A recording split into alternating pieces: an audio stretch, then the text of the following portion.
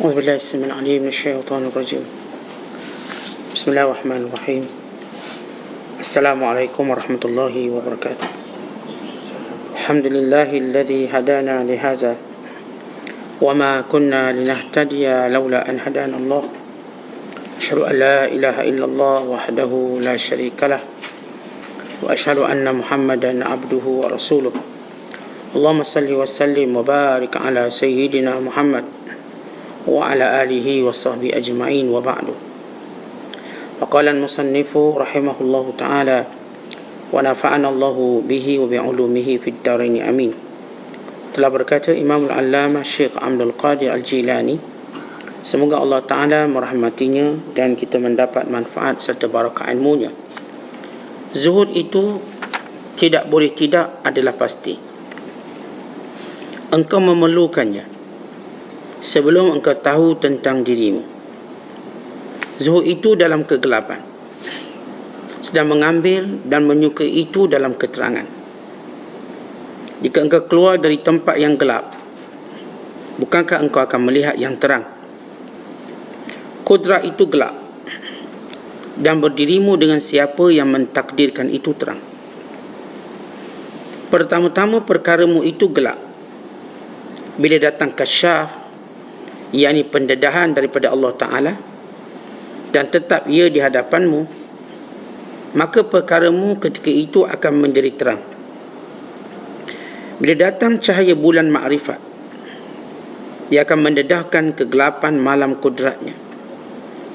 Bila terbit matahari makrifat dengan Allah Ta'ala, dan lenyaplah semua daki-daki dan kegelapan diri secara total.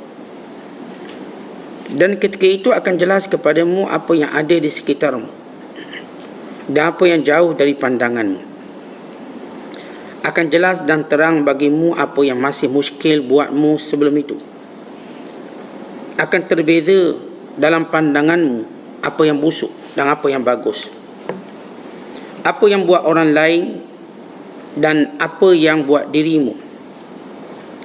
Engkau dapat membezakan di antara kehendak manusia dan kehendak Tuhan. Engkau dapat melihat pintu manusia dan pintu Tuhan. Maka ketika itulah engkau akan melihat di sana apa yang tidak pernah dilihat oleh mata dan tidak pernah didengar oleh telinga dan tidak terlintas di hati manusia. Dan di situ hatimu akan memakan dari makanan musyahadah, yakni penyaksian, dan akan minum dari minuman kemesraan, dan akan memakai dari pakaian pengkabulan. Kemudian orang itu akan dikembalikan pada manusia ramai untuk menarik mereka dari kesesatan serta kemaksiatan mereka dan menghijrahkan mereka kepada Tuhan mereka. Dikembalikan semula ke dalam benteng yang kukuh, pemeliharaan yang terus menerus, dan keselamatan yang abadi. Siapa yang tiada mempercayai ini dan tidak masuk ke dalam akalnya, nyatalah dia itu masih mengenal kulit belum isinya. Umpama sebatang kayu yang kering yang hanya sesuai untuk dibakar dalam api, kecuali dia bertaubat dan beriman serta membenarkannya.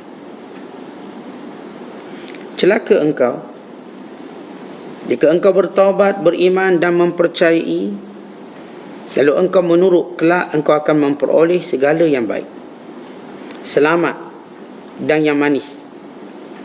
Jika engkau tidak buat, kelak engkau akan mendapat seguris kaca yang memotong mulutmu, mengiris lisanmu dan empedunya. Dengarlah apa yang aku katakan ini, kerana aku mengambil berat tentang dirimu. Dengarlah dan jangan bantah kata-kataku, kerana aku tiada menyimpan permusuhan terhadapmu. Aku ini dijadikan tempat untuk tujuanmu dan untuk membersihkanmu dari segala macam najis dan kotoran. Aku bukakan jalan buatmu dan sediakan makan dan minum. Aku buat begitu untukmu dan aku tidak mahu apa balasan pun daripadamu. Upahku akan aku dapatkan dari selainmu. Kerjaku adalah sebagai khidmat bagi orang-orang yang menuju kepada Allah Ta'ala. Jika benar tujuanmu kepada Allah Azza wa Jalla, aku ditaskhirkan, ditugaskan untuk berkhidmat kepada-Mu. Jika sempurna niat seorang hamba dan tujuannya kepada Allah Azza wa Jalla, semua perkaranya akan ditaskhirkan baginya. Muslimin dan muslimat dan penonton yang dirahmati Allah sekalian, bila Allah Ta'ala menyebut dalam Al-Quran, dalam suratul An'am ayat 122, dengan firman-Nya, awaman kana maytan fa ahyainahu wa ja'alna lahu nura yamshi bihi fin nasi kaman mathaluhu fidh dhulumat laysa bikharijin minha kadzalika zuyyina lil kafirina ma kanu ya'malun. Apakah sama orang yang mati, kemudian kami hidupkannya dan kami jadikan baginya cahaya yang dengannya dia berjalan di kalangan manusia, ataupun sama perbandingannya orang yang senantiasa dalam kegelapan dan tidak pernah keluar daripadanya. Demikian kami hiasi perbuatan orang kafir disebabkan kelakuan mereka. Untuk kita memahami ibarat apa yang disebut oleh Syekh Abdul Qadir, maka kita kena fahami ayat ini. Kerana Syekh menyebut secara penjelasan terhadap makna ayat ini. Bila Allah Ta'ala kata, sama ke orang yang dahulunya mati, orang yang dahulunya tak ada petunjuk, yang dahulunya dalam kegelapan, lalu Allah hidupkannya kembali dengan kehidupan yang baik, dan Allah jadikan baginya cahaya, panduan, yang dengannya dihidup bersama manusia dengan panduan tersebut. Apakah sama antaranya dengan orang yang sentiasa terus menerus dalam kegelapan dan tidak pernah keluar? Ayat ini, kata ulama, merujuk kepada kehidupan Umar Al-Khattab dan juga kehidupan Abu Jahal, Amr bin Hisham. Antara Umar bin Al-Khattab dengan Amr bin Hisham, yang kedua-duanya ini didoakan oleh Nabi SAW supaya mendapat hidayah.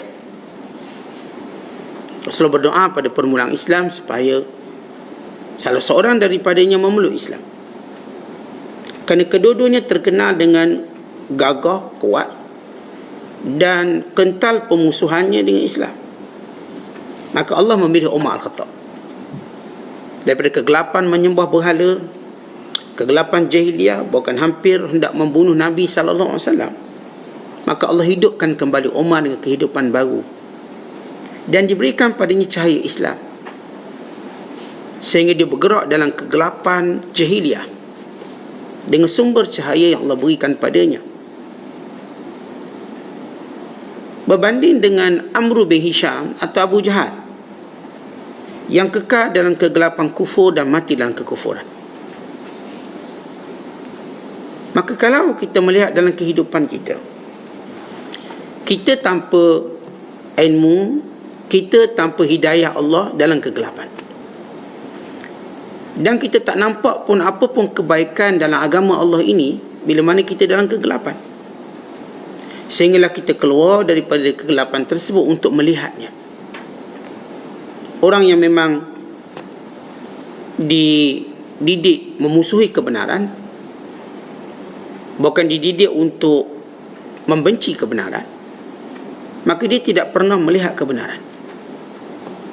Yang hidupnya kerana syahwatnya, yang hidupnya kerana nafsunya, yang hidupnya kerana pengaruh persekitarannya tanpa panduan wahyu dari Allah dan juga petunjuk Nabi Muhammad SAW, maka dia terus dalam kegelapan. Maka dia tidak tahu apa matlamat hidupnya. Dia mundar-mundir ke kanan, ke kiri, depan, belakang, tanpa mengetahui ke mana dia nak pergi. Gambarannya sama seperti orang dalam kegelapan. Dia nak ke mana? Depan pun gelap, kanan pun gelap, kiri pun gelap, belakang pun gelap. Berbanding orang yang mencari cahaya dan orang yang berada dalam cahaya. Orang yang duduk dalam kegelapan lalu mencari cahaya, dia akan keluar. Seketika dia keluar daripada kegelapan, dia akan nampak cahayanya. Atau orang yang memang sudah punya cahaya dalam dirinya, maka tiada mudarat untuk dia berada dalam kegelapan. sebab dia sudah punya cahaya. Maksudnya, wa imma seorang tadi dia duduk dalam persekitaran yang baik, maka dia mendapat kebaikan cahayanya. Atau dia memang orang baik, di mana pun dia berada, dia akan bawa kebaikan. Kita ada torchlight. Kalaupun kita masuk tempat gelap, kita tetap punya cahaya. Kita orang Islam, pergi negara kafir, negara tak ada halal haram, negara yang haram mungkin dimartabatkan, sistem riba, sistem ekonominya, penzinaan, benda yang halal. Namun kita ni ada cahaya, kita bergerak dalam kegelapan mereka, ia tidak memberi mudarat. Sebab kita tahu membezakan halal apa, haram apa, yang boleh, yang tak boleh. Baik, ini secara makna umum kepada apa yang kita akan syarahkan tentang apa disebut Syekh Abdul Qadir. Lalu beliau berkata, zuhud tidak mesti kita ada. Untuk apa? Zuhud ialah perisai kita dalam menghadapi tipu daya dunia. Zuhud, awal zuhud tadi, melihat dunia ini sementara. Siapa pun yang melihat dunia ini sementara, maka dia berzuhud. Dan melihat dunia ini ujian. Siapa pun yang melihat dunia ini cuma ujian, maka dia berzuhud. Dan melihat dunia ini rendah nilainya. Seumpama kita lihat yang lain-lain, rendah nilai. Orang tunjuk kepada kita satu barang, kita tahu harga dia berapa. Saya tahu harga dia berapa ringgit. Jadi awak tak perlu tipu saya. Kita dah biasa beli, katakan air sirap tu RM1. Seorang tunjuk pada kita ni air sirap RM100, kita takkan beli, sebab saya tahu harga dia berapa. Kenapa nak jual saya RM100? Dunia, seorang cuba meracun kita dengan dunia, kita tahu berapa nilai dunia ni. Kenapa nak jual mahal dunia ni? Saya tahu berapa harga dia. Ya, awak jangan tipu saya.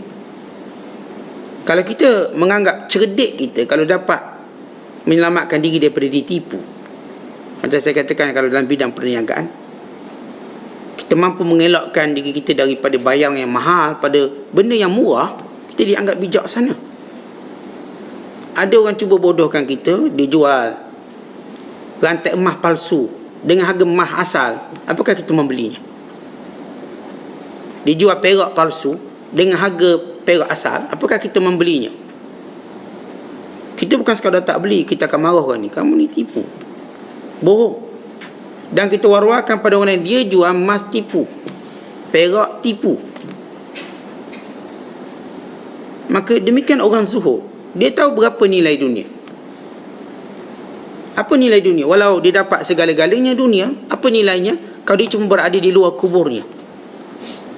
Dia bakal ditinggalkannya, bakal berpindah nama dan juga pemilikannya. Apa nilainya?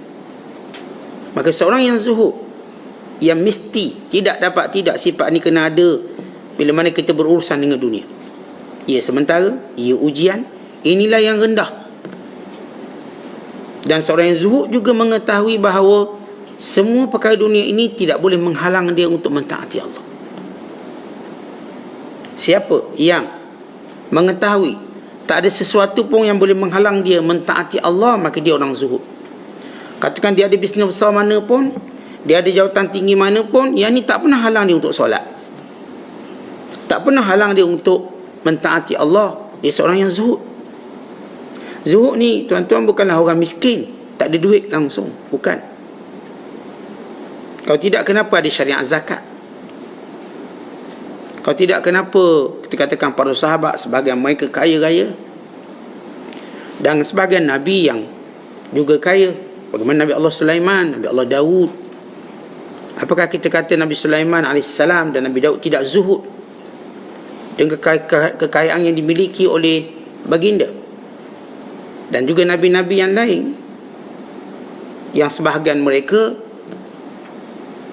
juga di tangan mereka dunia yang banyak, tapi ini tidak pernah menghalang mereka untuk ingat Allah. Bahkan tidak pernah menghalang mereka untuk merendahkan diri kepada Allah, dan tidak pernah menjadikan mereka memuja dunia. Maka zuhud bukanlah definisinya miskin, tapi definisinya lah bagaimana kita melihat dunia. Kalau kita melihat dunia itu dengan apa yang saya maksudkan tadi, nilainya rendah, ia cuma ujian, ia sementara, bukan ia dijadikan sebagai alat untuk kita mendapat pahala. Saya nak ambil dunia ni sebagai alat dapat pahala. Kalau dunia itu bernama isteri, saya akan jadikan isteri saya sebagai gandaan pahala. Kalau dunia itu bernama anak-anak, saya akan jadikan anak-anak saya bagi menambah pahala. Kalau dunia itu bernama jawatan, saya akan gunakan jawatan tadi bagi menambah pahala. Kalau dunia itu adalah harta benda kekayaan, saya akan ambil harta tadi untuk saya meraih pahala.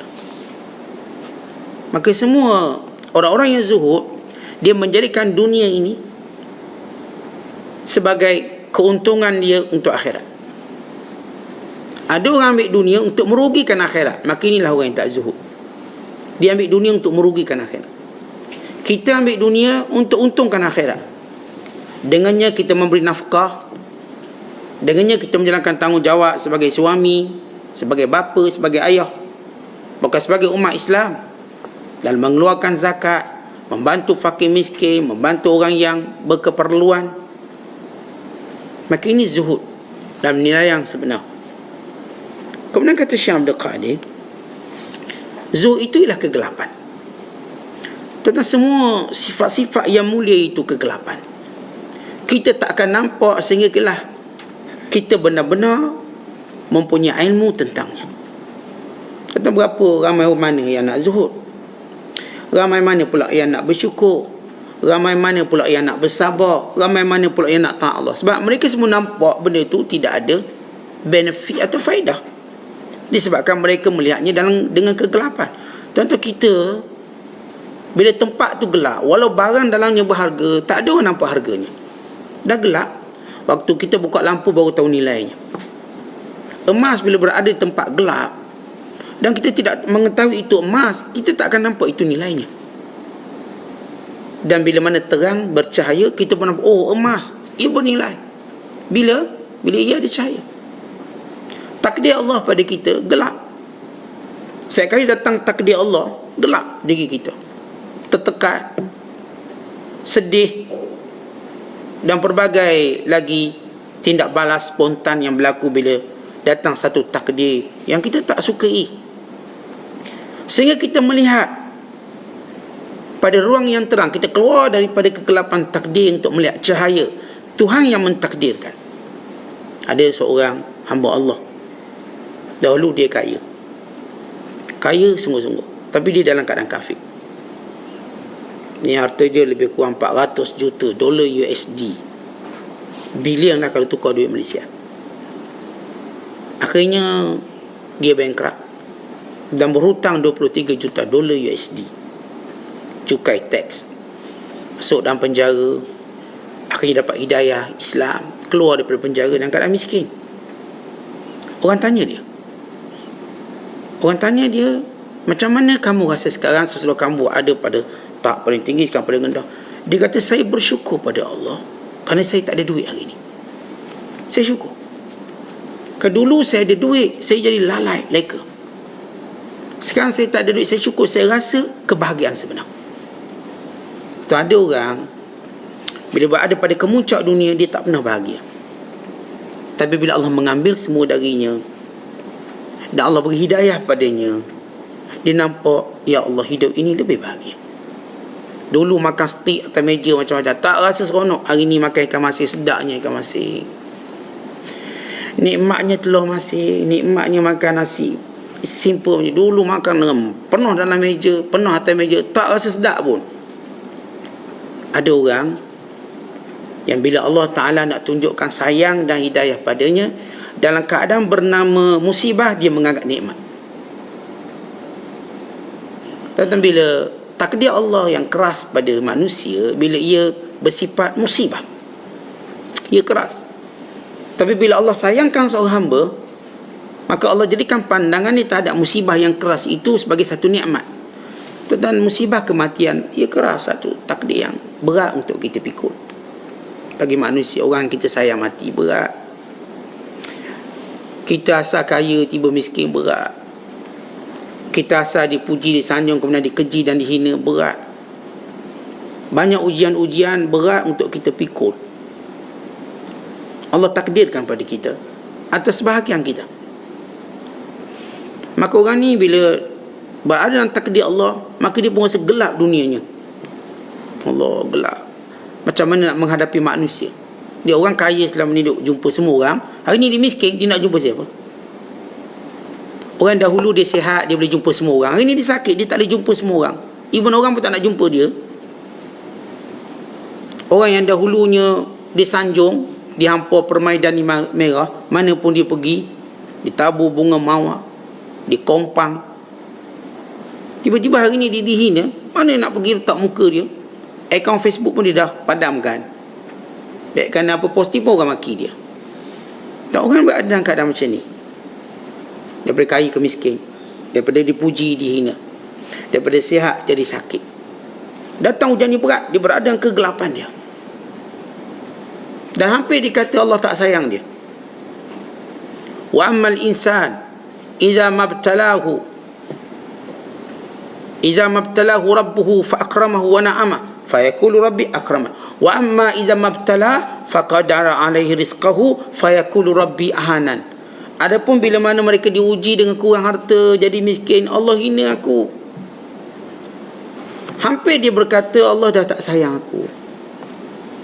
Waktu dia kaya, waktu dia sihat, waktu dia glamour, dia kata Allah sayang aku. Lihat, special aku ni.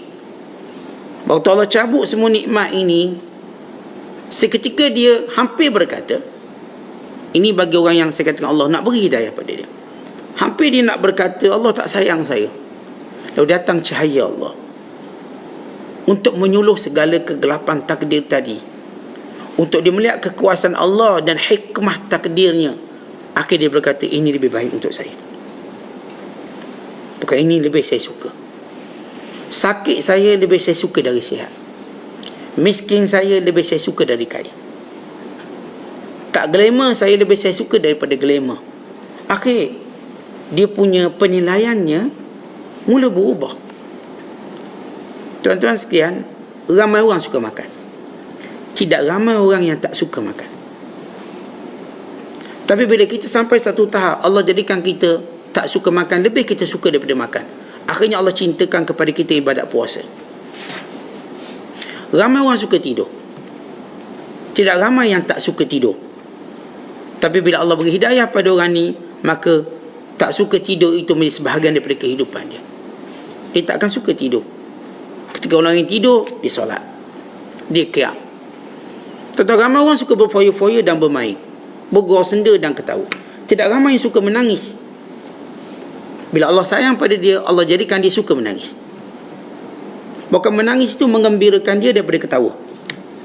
Akhir munajat dia di malam hari, rintihannya di malam hari, takut dia pada dosanya, takut dia pada kecuaiannya, kebimbangan yang sentiasa ada pada hatinya, menjadikan dia bahagia. Dulu dia nak bahagia, dia kena ketawa sampai nampak halkum. Dia kena ketawa sampai suaranya penuh dalam dewan. Dahulu dia ketawa dan dia ketawakan orang. Dahulu dia adalah bahan ketawa manusia. Hari ini sudah berubah. Daripada seorang pelawak menjadi pencinta. Dia tidak mahu lagi menjadikan orang ketawa kerana dia. Dan dia juga tidak mahu ketawa, dia mahu menangis. Maka setiap kali air mata keluar daripada matanya, dia gembira. Setiap kali dia rasa hiba dan sayu, itulah kebahagiaan dia. Maka lihat bagaimana Allah ubah dia daripada kegelapan pada cahaya. Sebab itu kata Syekh Abdul Qadir, takdir itu gelap sehingga kamu berada di sisi Allah untuk nampak terang. Nampak terang. Zuhud itu gelap sehingga kamu keluar daripada kebencian kamu pada zuhud tadi untuk melihatnya, ia terang. Dengan bahasa mudah, tuan-tuan sekalian, bila Allah Ta'ala bila Syekh Abdul Qadir kata hidup kita asalnya gelap. Tuan-tuan, gelap kita kerana apa? Pertama, gelap kita kerana hawa nafsu yang tutup segala hakikat. Gelap kita kerana apa? Kerana jahil, tak tahu apa, maka gelap. Gelap kita kerana apa? Kerana kita tak kenal Tuhan. Tak kenal Tuhan memang gelap. Itu bila orang dah tak tolong kita, Allah, siapa nak tolong aku, gelap. Dia tak nampak Allah. Itu kalau dia ada penyakit tak sembuh, gelap. Sebab doktor pakar kata tak ada ubat, maka gelap. Dia berada dalam duka citanya. Maka gelap kita kerana nafsu, gelap kita kerana jahil, gelap kita kerana kita tidak bergantung pada Allah. Tak bergantung pada Allah. Tuan-tuan tengoklah orang yang hidupnya bergantung pada orang, maka dengan cepat lampu kehidupannya akan blackout dan padam. Orang yang cahayanya ialah Allah, dia tak akan blackout. Hari ni kita harap anak-anak kita, ibu anak kita pun keluar, lari, kerja, sibuk. Akhirnya kita pun duka cita. Kita sakit, mintalah tolong anak. Habis anak kata, saya mesyuarat, ya saya sibuk, tak boleh cuti ya, cuti dah habis, ambil banyak. Sekarang dah tak ada cuti. Kalau saya cuti lagi, saya dibuang kerja. Saya ada komitmen bayar rumah, bayar kereta. Saya ada isteri, saya ada anak-anaknya. Akhirnya kita bersendirian. Seorang menahan sakit, seorang merangkak dalam rumah. Gelap. Kenapa? Kerana kita tidak ada hubungan dengan Allah. Orang yang ada hubungan dengan Allah, dia tak pernah rasa dirinya gelap. Nampak cahaya, nampak jalan keluar, nampak penyelesaian. Sebab itu kita sentiasa dipesan bertakwa pada Allah. Kerana takwa itu adalah cahaya. Cahaya orang beriman takwa. Bila Allah berfirman, wa man yattaqillah yaj'al lahu makhraja. Siapa yang bertakwa pada Allah, dijadikan baginya jalan keluar. Yakni cahaya badan kehidupan. Kata Syekh Abdul Qadir, pertama-tama kehidupan kita ni memang gelap, sehingga datangnya kasyaf, pendedahan dari Allah Ta'ala di hadapanmu. Baik, istilah kasyaf daripada kasyafa, yakshifu, artinya apa yang disebut sebagai pembukaan. Kasyaf, pembukaan atau pendedahan. Dan bila disebut perkataan kasyfun, atau disebut juga dengan perkataan kasyaf, suatu pendedahan, pembukaan. Umpama tabir, lepas dilabuhkan, maka dia diangkat, maka nampak apa yang di sebelahnya. Umpama hijab yang ditutup, akhirnya dibukakan, maka nampak segala-galanya. Rumah yang tertutup, dibuka pintu, maka nampak segala isinya. Bila Allah buka kasyaf, salah satu tanda sayang Allah pada hambanya, dibuka kasyaf. Baik, kasyaf ni dia ada mukaddimah. Mukaddimah kepada kasyaf. Siapa nak kasyaf, dia ada mukaddimah. Ia bermula daripada taubat yang sebenar pada Allah. Siapa pun yang bertaubat sungguh-sungguh pada Allah, maka terbuka baginya kasyaf. Kalau kita tak taubat, terus hanyut dengan maksiat, dosa, kemungkaran, kita tak nampak di mana indahnya kembali pada Allah. Kita terus memburu keindahan dengan dunia yang kita tak akan dapat, yang kita tak akan perolehi, sebagaimana kita sebut semalam. Kan dunia tak akan berikan kita kebahagiaan. Dunia cuma berikan kepada kita kepenatan, persaingan dan perbalahan, duka cita dan putus asa yang berterusan, tekanan dan juga kegilaan. Ramai orang berfikir dengan dunia, dia boleh gila dan pening kepala. Orang bila berfikiran akhirat, dia tak akan pening kepala. Tuan-tuan tengok kita yang jadi migraine, bila kita banyak fikir dunia, mesti pening kepala. Tapi kalau kita banyak fikirkan akhirat, kita tak akan pening kepala. Bukankah ia berbeza? Hari ni kita fikir macam mana nak dapat duit. Hari ni kita fikir tentang hak kereta kita, sakit kepala. Hari ni kita fikir tentang pergaduhan kita suami isteri. Sakit kepala Ustaz fikir ke suami saya ni. Sakit kepala fikir ke isteri saya. Sakit kepala fikirkan anak-anak. Baik, fikirkan akhirat. Tengok sakit tak kepala. Fikir akhirat, fikir dalam kubur, fikir kematian, fikir kamu dengan Tuhan. Tetapi berapa orang sakit kepala bila fikir akhirat? Tak ada orang sakit kepala fikir akhirat. Yang orang sakit kepala kerana fikir dunia. Tanya doktor yang rawat orang migraine. Saya migraine autotension. Doktor mesti tanya masalahnya apa. Tak ada kata masalah saya doktor, saya selalu ingat mati. Itu migraine. Bohong. Dia pasti kata migraine ni, saya duk fikir anak-anak. Nakal anak-anak, sakit kepala, malukan saya. Malukan saya doktor, saya bawa dia beraya, dia pecahkan semua pasal bunga jiran sebelah. Sakit kepala ni. Malu. Dia malukan saya. Saya bawa dia ke sini, dia malukan saya. Ramai orang dek sakit kepalanya kerana fikirkan dunia. Isteri urut kepala kenapa duk fikir suami dia. Suami saya tak puas hati sungguh dengan suami saya. Kenapa? Baju raya tak sama warna dengan saya tu, saya tak puas hati. Pening kepala ni. Tu je tu. Dia tak nak baju sama dengan baju saya. Dia pening kepala. Ni kenapa pula? Yalah Ustaz, duit raya tahun ni tak berbanyak Ustaz. Saya dengar ada orang tu duit raya dia 14,000, anak saya 14 ringgit. Ni kepala ni. Yang kita dengar orang sakit kepala ni, tanya dia masalah dunia apa yang dia hadapi. Kita bila dengar orang sakit kepala, kita tak akan kata masalah akhirat apa yang kamu hadapi. Tak ada orang bila fikirkan dosa lalu dia pun pening kepala. Melainkan dia akan jadi bahagia. Melainkan dia akan jadi bermotivasi.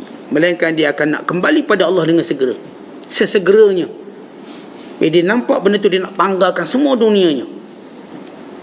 Semua saya nak tanggalkan dunia. Kan itu tuan-tuan sekalian, mukadimah untuk mendapat kasyaf, pendedahan, pembukaan Allah, supaya kita nampak hakikat dunia ni apa, akhirat apa. Ialah taubat sungguh-sungguh pada Allah. Yang kedua ialah keazaman yang tinggi.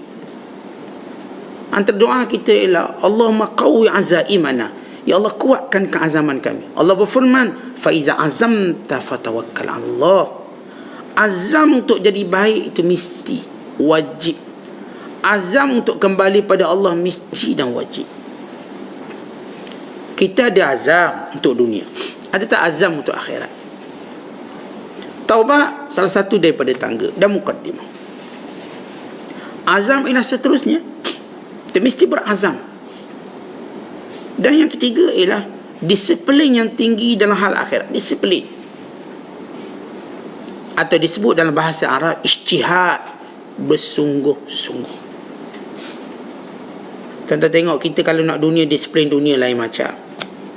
Disiplin dunia kita keluar rumah awal, apapun orang panggil, orang jemput, orang ajak, maaf saya sibuk, disiplin kita. Saya pagi ni kena ke pasar, saya pagi ni kena ke kedai, saya pagi ni kena ke pejabat. Disiplin. Sebelum 8 pagi saya mesti sampai pejabat. Nanti merah saya punya punch card. Disiplin dia. Yang mana disiplin? Sampai pencing. Maka untuk hal akhirat, kita kena ada disiplin. Sampai mana? Sampai jumpa Tuhan. Disiplin. Tak ada orang pun berjaya tanpa disiplin. Tak ada. Semua orang berjaya kan disiplin. Tentu kalau hal dunia yang tak berapa dinilai, kita tak mungkin berjaya tanpa disiplin. Apa terlihat hal akhirat yang nilainya tinggi? Sebab tu kita diajar sembahyang ada waktunya. Itu disiplin. Haji ada waktunya. Puasa ada waktunya. Kita tahu solat duha, kita tahu solat rawatib, dia ada waktu dia. Semua bila mana kita nak buat, apakah ini waktunya? Menjadikan kita menunggu-nunggu waktunya. Kita pula ada disiplin kat hari itu. Jalan ke masjid, satu disiplin. Duduk di masjid. Dia orang yang bila betul taubat, kuat azam, disiplin dirinya, maka dia ikuti dengan istiqamah dia. Mesti istiqamah. Disiplin, memang dia berdisiplin, tapi 4 hari, 5 hari, 6 hari. Kena istiqamah. Kalau tuan-tuan dengar kuliah sampai bila? Sampai mati. Siapa mati? Bukan tok guru kita mati, kita mati. Saat saya pun istiqamah, tapi tok guru mati, saya dah tak belajar. Itu bukan kamu yang istiqamah, tok guru kamu istiqamah. Kita belajar bukan sampai tok guru kita mati, sampai kita mati. Tok guru kita macam manusia lain, dia datang, dia pergi. Lagi mana kita tak pergi, kita tak boleh berhenti belajar. Berhenti belajar ialah permulaan kita merosakkan disiplin agama kita. Siapa pun yang berhenti belajar, waimah di tok guru ataupun lagi anak murid, maka dia telah merosakkan istiqamah agama dia. Tak ada kekuatan ilmu, ia ada roh pada jasad. Bila perginya roh, apa nilai jasad? Walau handsome macam mana pun. Kita dah sebut sebelum ini, lagi mana kita belajar, selagi itu kita dapat kebenaran, selagi itu kita dapat ilmu, selagi itu kita dapat kekuatan. Selagi itulah kita akan menjadi istiqamah dan juga berdisiplin. Kita nak tengok orang langgar disiplin dia, tengok dia dah tak berada di majlis ilmu, dia dah langgar disiplin hidup dia. Nak atau tidak, dia sudah langgar disiplin hidup dia. Dia tidak ada lagi tali hayat yang menyambung dia dengan ketaatannya pada Allah. Tuan-tuan, bukankah Allah dalam Quran, kita baca surah Taha, Allah memerintahkan nabinya sallallahu alaihi wasallam, nabi, Allah perintah pada baginda sallallahu alaihi wasallam, waqur rabbi zidni ilma, katakanlah wahai Muhammad sallallahu alaihi wasallam, wahai Tuhanku, tambahkan ilmuku. Dalam hal lain Allah Ta'ala tak pernah perintah Nabi tambah. Allah tak suruh Nabi tambah harta, Allah tak suruh Nabi tambah kekuatan, tambah itu. Tetapi Allah Ta'ala perintah Nabi SAW tambah ilmu. Kerana ilmu itu roh kehidupan. Dan ilmu itu yang menjadikan kasyaf sentiasa terbuka berterusan. Ya, waktu kita taubat, kasyaf terbuka. Tapi waktu kita meninggalkan ilmu, dia tertutup kembali. Ya, waktu kita punya azam yang kuat, kasyaf terbuka. Waktu kita tinggalkan ilmu, maka ditutup kembali. Waktu mana kita berdisiplin, maka kasyaf terbuka. Tapi bila kita tidak berilmu, tidak menuntut ilmu, dia tertutup kembali. Yang boleh menjadikan kasyaf itu terus tertahan, terbuka pada kita, ialah ilmu. Itu tuan-tuan, ulama tak berhenti mengajar. Sebab itu kata Sahal, nak tengok majlis para Nabi, tengoklah majlis ilmu. Nabi-Nabi alaihimussalatu-wassalam, mereka datang mengajar. Rasulullah sallallahu alaihi wasallam berkata, innama bu'ithtu mu'alliman, aku dibangkitkan untuk menjadi guru. Mu'allim, mengajar. Orang yang mengajar berterusan tanpa mengenal waktu dan juga masanya, maka ini kita sebut murabbi. Ya, mu'allim, dia ada office hour. Murabbi tak ada office hour. Di mana dia berada, maka akan datang ilmu dia. Kita pernah sebut tentang perbezaan mu'allim dengan murabbi. Mu'allim, dia ada waktu dia. Ada bukan waktunya, dia tak akan ajar kita. Ni bukan masa saya mengajar. Nanti esok waktu mengajar. Tapi kalau murabbi, semua waktunya ialah mengajar. Mu'allim, dia mendidik dalam tempohnya. Murabbi, dia mendidik dalam setiap masa. Hatta dididik kita dalam mimpi. Itu kita lihat bagaimana kisah para ulama, para salafus soleh, berdoa, sentiasa bermimpikan orang soleh. Hatta mereka bermimpikan Nabi SAW yang membimbing mereka, atau bermimpikan para ulama yang mengajar mereka. Ini murabbi. Betul tuan-tuan, dia punya kekuatan tarbiyah murabbi, kita boleh jumpa dia dalam mimpi. Atau kita masih boleh jumpa dia walau dah mati. Kenapa boleh mimpi-mimpi yang baik? Datang ilmu-ilmu yang berterusan, menjadikan kita ingat ilmunya tanpa dihafal, tapi kerana keberkatan ilmu. Dia orang-orang murabbi, tuan-tuan, bila dia sampaikan ilmu, kita boleh ingat walau tak hafal. Jangan kata kalau hafal, kita tak hafal pun boleh ingat. Dia macam terngiang-ngiang kat telinga, terulang-ulang kat telinga, terulang-ulang di hati kita. Maka ini sifat murabbi yang berterusan. Maka kerana itu, bila kita nak membuka kasyaf, saya kata taubat kena ada, azam kena ada, disiplin kena ada, istiqamah kena ada, ilmu menjadi prasyarat penting. Terbuka kasyaf. Dan para ulama menyebut, yang menjadikan kasyaf itu juga terbuka ialah tawadhu'. Ramai orang bila terbuka kasyaf, dia mula sombong. Dia rasa dia lebih pada orang lain. Dia rasa apa yang dia buat lebih betul pada orang lain. Tentang orang yang dibuka kasyaf, dia tak melihat kebenaran itu milik dia. Kebenaran itu hak Allah. Dia mendapat sebahagian kebenaran, bukan semua kebenaran. Dan orang lain juga mendapat sebahagian kebenaran. Sebab tu tuan-tuan, kita, kalau kita dah bina disiplin hidup kita begini, bukan bermaksud kita lebih baik. Contohlah, kita ada orang tuan-tuan dalam Facebook, dia suka tunjuk keluarga dia, laki dia, bini dia. Kita pula tak suka tunjuk siapa-siapa pun.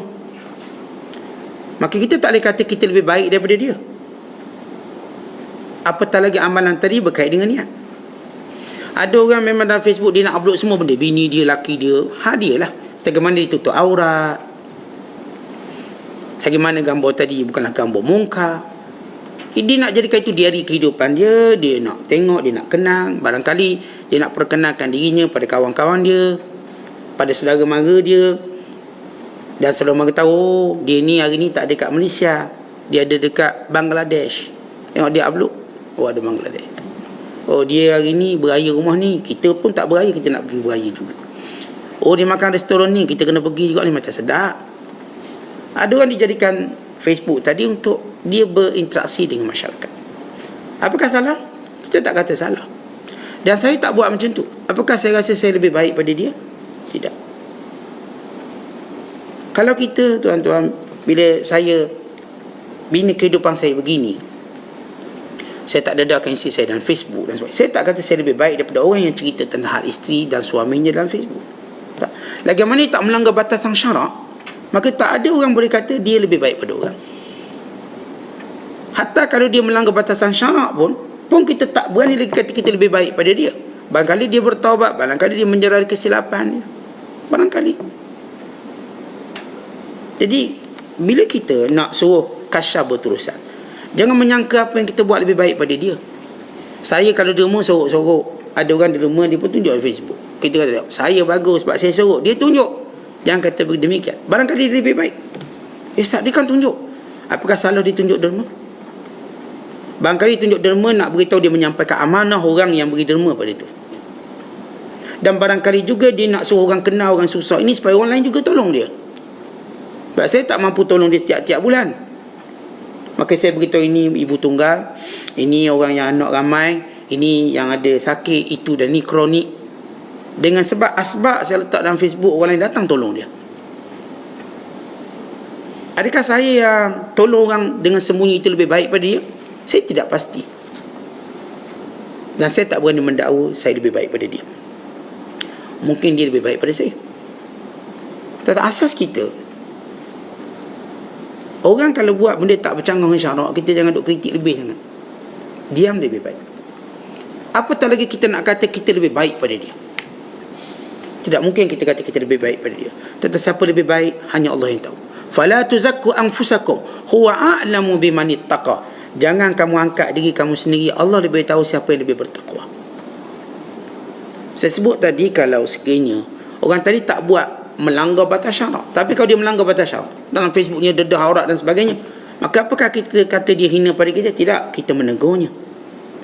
Menjadi tanggungjawab kita, awak kalau boleh dalam Facebook janganlah tunjuk gambar tak tutup aurat, kerana ia dikongsi, dilihat oleh semua orang. Dia menjadikan dosa yang berterusan, berpanjangan. Kita, tuan-tuan, bila melihat kemungkaran, juga bukan menjadikan kita lebih baik pada dia, tetapi menjadikan kita lebih bertanggungjawab daripada dia untuk tegur, menasihat. Sebab bila kita lihat kemungkaran, Allah tak ajar kita melihat kemungkaran untuk kita melihat dia lebih teruk pada kita, tapi Allah mengajar kita menegurnya. Man ra'a minkum munkara falyughayyirhu biyadi. Siapa yang melihat kemungkar, dia kena ubah. Jadi ini asas kepada kasyaf. Yang kita sebut akhir tadi, tawadhu. Kan siapa pun yang dia melihat kelebihan Allah beri pada dia, jangan sombong. Kalau hari ini Allah lebihkan kita dengan ilmu, Allah lebihkan kita dengan ketaatan, Allah lebihkan kita dengan istiqamah, Allah lebihkan kita dengan pakaian yang baik, maka jangan sombong. Katakan alhamdulillah, syukur pada Allah. Mudah-mudahan orang lain juga dapat benda yang sama sebagaimana saya dapat.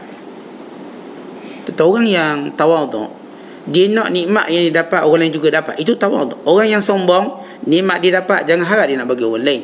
Kalau baik biar saya je baik, yang ni biar turun neraka jahanam. Bukan.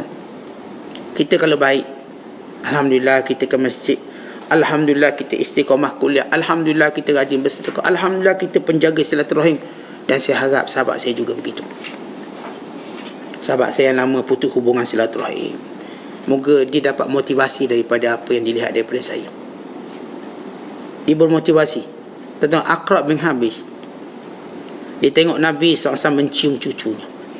Kata Aqra', ya Rasulullah, saya ada 10 orang anak, saya tak pernah cium anak saya.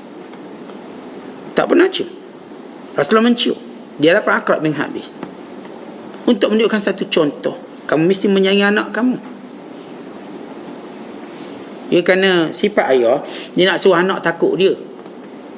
Bila nak suruh anak takut dia, dia tidak mau mendekati anaknya dengan cara kasih sayang, peluk ke cium, tak nak. Biar garang, biar anak tengok dia terkencing dah suara, dia nak macam tu. Biar kalau dia bentak, macam suaranya seperti Munkar dan Nakir, terus menggeletar anak dia, tak payah jawab. Walaupun benda dia boleh jawab. Dia nak begitu. Bukan itu ayah penyayang. Bukan begitu cara kita nak jadi ayah. Maka Rasulullah SAW tunjuk contoh dengan mencium Hasan dan Husain. Dan Rasulullah berkata, apakah aku mampu memahaman bila Allah menarik rahmat daripada hatimu? Kerana menyayangi anak-anak ini sifat rahmat. Cium anak-anak rahmat. Peluk anak-anak ini sifat rahmat yang Allah jadikan pada jiwa ayah dan ibu. Kalau kita tak nak, berarti rahmat itu sudah ditarik. Ada ayah tak nak peluk anak dia, tak nak. Sebab apa? Nak garang, nak maintain garang. Ada mak pun sama, tak nak peluk anak dia, tak nak cium anak dia. Kenapa? Nak maintain garang. Jangan begitu. Kan itu menandakan rahmat itu ditarik oleh Allah Ta'ala. Jadi barangkali dengan perbuatan sebahagian kita menjadi contoh pada orang lain. Kita kadang-kadang tengok Masya Allah ada keluarga mesra hubungan, kita pun, saya pun nak buat macam tu. Maka itu kebaikan. Sebab itu tawaduk menjadikan kita hendak berkongsi nikmat. Tawaduk bukan menjadikan kita spesialis hal ini dan orang lain takkan dapat. Kalau seorang tu alim, dia nak orang lain juga dapat ilmu dia.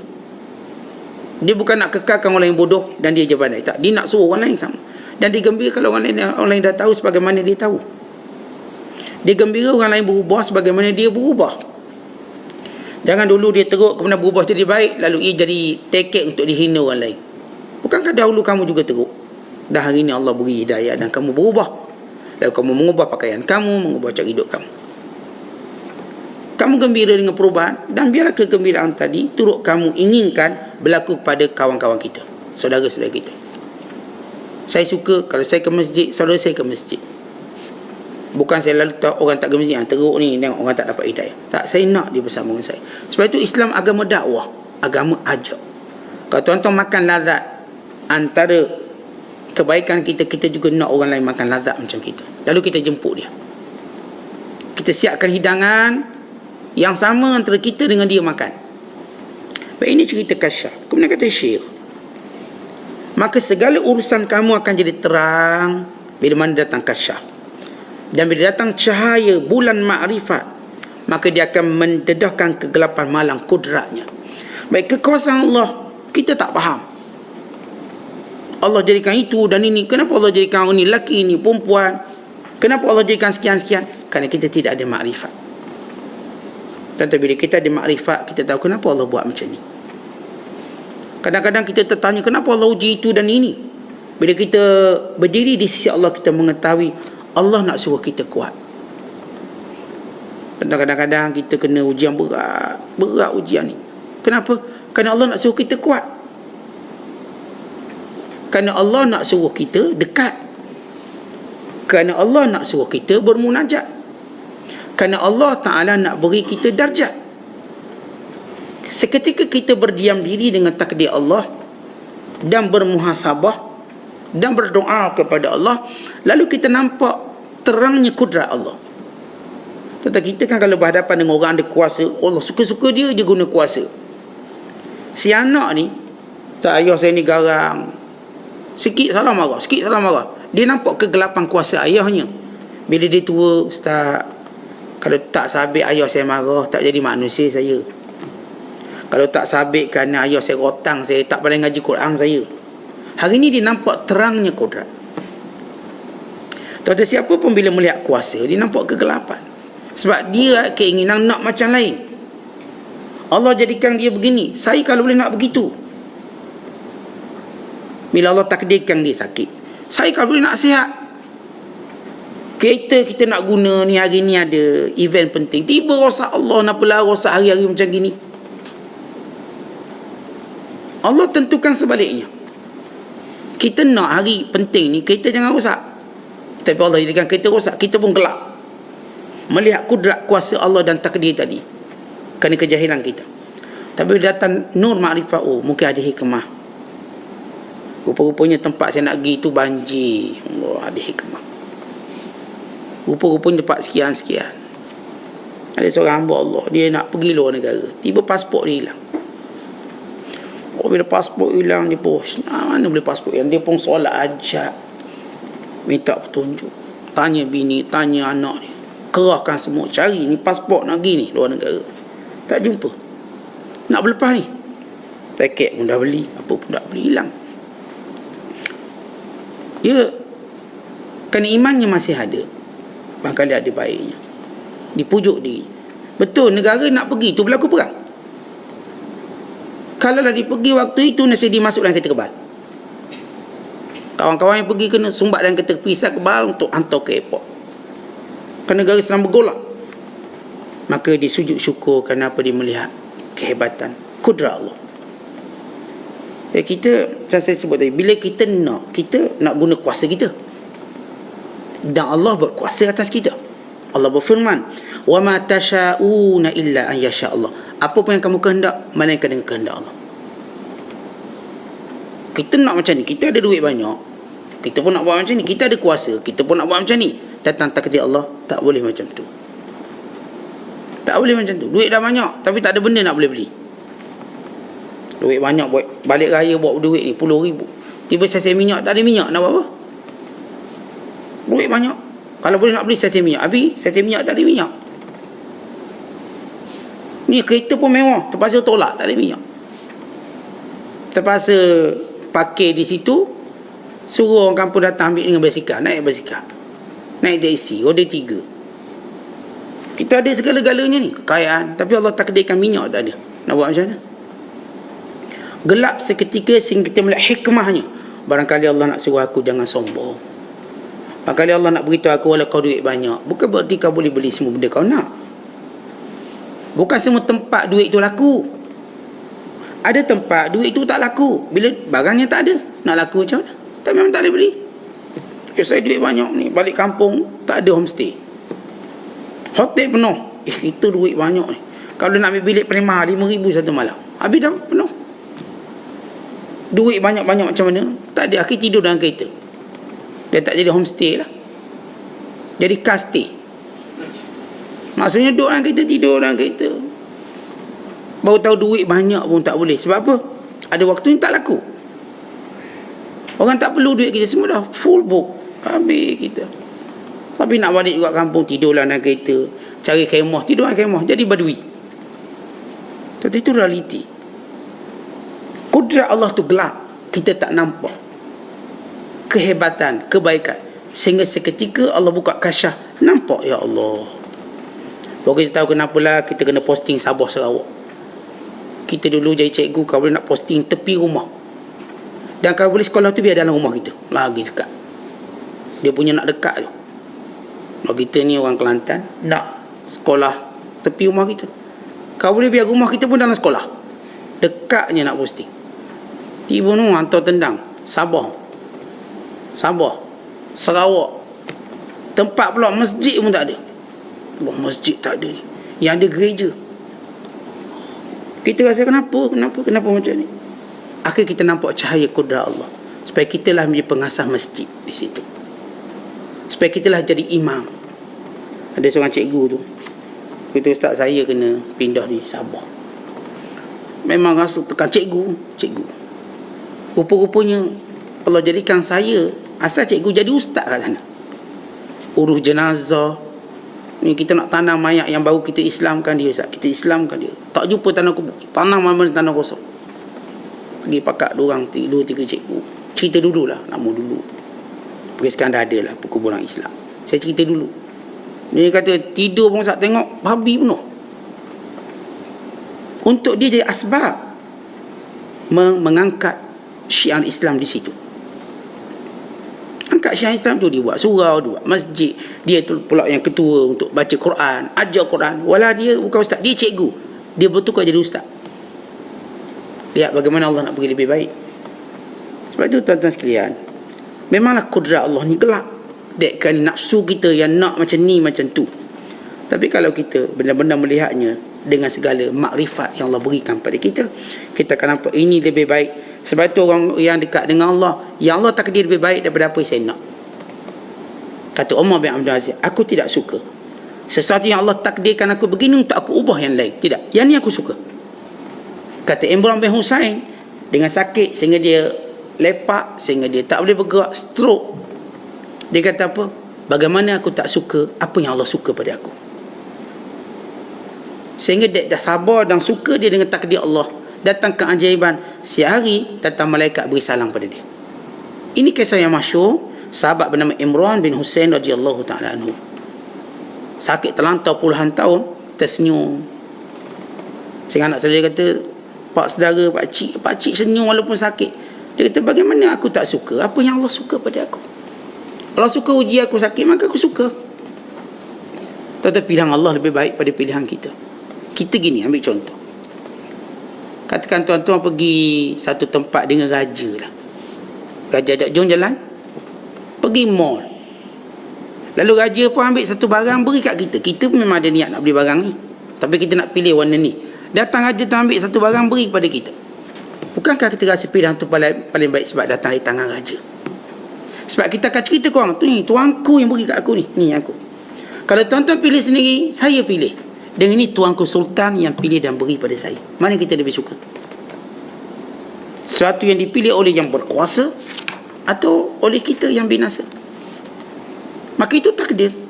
Yang dipilih takdir ini Allah yang berkuasa. Yang kita nak arguing kita ni orang binasa, buat apa? Melihat takdir dengan cahaya makrifat. Maka bila benar, ketika itu kata Syekh Abdul Qadir, kita akan mula menilai dengan betul. Mana baik, mana buruk, mana wangi, mana busuk, mana kekal, mana binasa. Kita dapat nilai sesuatu dengan nilai yang sebenar. Maka datang apa yang disebut sebagai musyahadah. Apa itu musyahadah? Tentang musyahadah berarti bila Allah Subhanahu Wa Taala nak berikan kepada kita pendekatan, maka dia berikan kepada kita musyahadah. Orang-orang yang disebut sebagai syahid, yang melihat sesuatu yang tidak dilihat oleh orang lain, yang merasa sesuatu yang tak boleh dirasa oleh orang lain, yang menikmati sesuatu yang tidak dirasa oleh orang lain. Tuan-tuan, kita merasakan solat, nikmatnya solat, maka itu musyahadah. Nikmatnya bersedekah berbanding kita dapat duit. Mana awak lebih suka, dapat duit ke beri duit ke orang? Saya lebih suka beri duit ke orang. Mana lebih awak suka, makan ke awak beri makan pada orang? Saya lebih suka beri makan ke orang. Mana awak suka, awak yang ketawa atau orang lain ketawa? Saya lebih suka orang yang ketawa. Saya gembira melihat dia ketawa. Umpama kita ayah, bukankah kita suka melihat anak kita ketawa? Bukan kita ketawa, kita nak anak kita ketawa. Dan kita berusaha buat dia ketawa. Akhirnya kita ayah ni jadi badut, biar anak ni ketawa. Kita tak ketawa, kita gembira kerana melihat anak kita ketawa. Maka orang yang berada pada maqam musyahadah, maka gembiranya bukan lagi untuk dirinya. Kebaikan yang dia nak bukan lagi merujuk kepada hawa nafsunya, merujuk kepada pemberian Allah Ta'ala kepadanya. Maka bila dia sampai peringkat kasyah, musyahadah, maka ketika itu Allah akan pilih dia menjadi penyeru manusia. Tuan-tuan, sebagaimana dapat segala nikmat kebaikan tadi, dia mula ajak orang lain kepada Allah. Itulah sifat para Nabi, dan itulah sifat para pewaris Nabi, dan itulah sifat orang-orang yang paling mulia di sisi Allah. Allah sebut dalam Quran, wa man ahsanu qawlan mimman da'a ila Allah wa amila salihah. Siapakah yang lebih baik perkataannya daripada orang yang menyeru manusia kepada Allah dan keadaan dia terus melakukan amal soleh. Tuan-tuan, bila Allah Ta'ala nak angkat darjat kita, kita bermula daripada orang yang memperbaiki diri dan orang yang menikmati segala kemuliaan Allah Subhanahu Wa Ta'ala kehidupan, kepada menyeru manusia. Menyeru manusia ialah tugas para Nabi dan tugas yang mulia. Sebab itu sahabat-sahabat dulu dia orang faham, akhirnya ditinggalkan Madinah untuk menjadi penyeru manusia. Tuan-tuan, Madinah tu bumi tercinta, bumi penuh barakah kemuliaan. Tapi kita lihat sebahagian besar sahabat mati di luar pada Mekah dan Madinah. Apakah mereka tidak mengetahui kelebihan Mekah dan Madinah? Dan apakah mereka tidak berdoa untuk mati Mekah dan Madinah? Sebagaimana kita hari nak sangat mati Mekah Madinah. Nak tak mati Mekah Madinah? Nak lah ustaz. Tu kita nak pergi umrah, tu kita nak pergi haji, biar mati di sana. Tuan-tuan, sahabat yang asal Mekah, asal Madinah, mereka tinggalkan Mekah Madinah, kenapa? Kerana mereka melihat ada yang lebih mulia. Ini Bilal bin Rabah, muazzin Nabi SAW. Dia keluar dari Madinah, dia tak kembali lagi sampai dia gugur, sampailah dia wafat, meninggal dunia. Dia duduk kat mana? Kat Syam, berperang, menyampaikan risalah Islam. Ini Abu Ayyub Al-Ansari, matinya di mana? Di Turki. Dia tak mati di Mekah, tak mati di Madinah, dia asal Madinah. Dia bapa angkat Nabi SAW. Mana matinya? Bukan diwasiatkan dia ditanam di Turki. Ditanam di tepi pagar kota Konstantinopel. Sehingga hari ini kuburnya di Konstantinopel. Untuk menunjukkan kenapa? Kerana mereka tahu mati dalam menyeru manusia pada jalan Allah itu lebih mulia. Sebab itu para pendakwah, mereka tak mengambil hirau di mana mereka mati. Tetapi mereka mengambil hirau apa yang mereka lakukan ketika mana atau sewaktu mereka mati. Apa yang mereka buat? Kalau mereka buat satu benda yang mulia, mereka tak peduli mati kat mana. Orang macam kita peduli mati kat mana. Sebab kita tak banyak buat benda yang mulia. Jadi kita berharap tempat itu jadi syafaat pada kita. Tempat itu jadi kebaikan pada kita. Tapi mereka yang mulia, mereka tak peduli mati kat mana. Hatta kalau tidak ditanam oleh orang, apa mereka peduli? Yang penting hidup mereka melaksanakan perintah Allah. Mereka tak ambil kira berapa orang akan tanam mereka, di viral ke mati mereka. Itu mereka tak ambil peduli. Ya, bagaimana kekuatan mereka dalam menjalankan tugas. Sebab tu kata Syekh Abdul Qadir, kamu jangan marah aku menjalankan tugas Tuhanku. Dan aku tak harapkan upah daripada kamu, kerana aku mendapat apa yang ada di sisi Tuhanku. Aku ini telah ditaskhirkan oleh Allah. Apa itu taskhir? Aku ini telah Allah jadikan, tugaskan aku untuk menjadi penyebab kepada kebaikan kamu dapat. Maka siapa pun, kata Syekh Abdul Qadir, bila Allah nak beri dia kebaikan, Allah akan taskhirkan dia, Allah akan tugaskan dia menjalankan perintah Allah. Maka dia jadi penyebab untuk gerak orang bangun. Dia menjadi penyebab untuk orang dekat dengan Allah. Dia menjadi penyebab untuk orang dapat ilmu. Dia jadi penyebab kepada orang berubah. Dia jadi penyebab kepada orang berdamai sesudah berbalah. Dia menjadi penyebab kepada segala kebaikan-kebaikan yang merupakan perintah Allah SWT.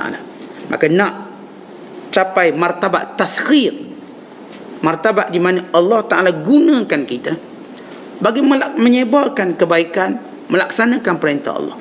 Ini ialah tahap paling tinggi yang Allah berikan kepada para Nabi dan Rasul. Maka siapa yang diberikan jejak langkah mereka, maka dia mulia.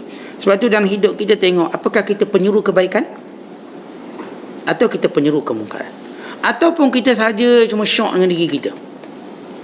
Jadilah penyuruh-penyuruh kepada kebaikan. Dek, kerana sahabat faham peranan tadilah Islam tersebar satu dunia. Sebab mereka semua faham kami penyuruh kebaikan. Kalau mereka tak faham mereka penyuruh kebaikan, Islam cuma berkisar Mekah, Madinah, situ je dia tak keluar-keluar. Tapi lihat cari Islam ni keluar seluruh dunia. Kerana mereka memahami untuk apa mereka Islam, untuk disebarkan, untuk disampaikan. Akhir kawasan orang asli pun Islam sampai. Masuk Islam ramai-ramai. Ni padang pasir pun Islam sampai. Nong di tengah belantara, di tengah lautan yang luar, Islam sampai. Akhir hari ni satu benda mustahil negara yang tak ada orang Islam. Kita baca buku yang dikarang oleh Mahmud Syakir, Tarikhul Islami, dalam bab atau dalam satu kitab berasal dipanggil Al-Aqaliyatul Muslimah, minoriti Muslim. Maka disebut orang Islam di Cuba, di Paraguay, di Argentina, orang Islam di Chile, orang Islam di Ecuador, El Salvador, orang Islam sekian di seluruh dunia. Hampir tidak ada tempat yang tak ada orang Islam, walau di kutub utara, walau di kutub selatan. Tetapi siapa yang menyebarkan Islam? Orang-orang yang jiwanya ada, yang telah ditaskhirkan oleh Allah bagi melaksanakan tanggungjawab menyampaikan kebaikan ini. Wallahu a'lam. Assalamualaikum warahmatullahi wabarakatuh.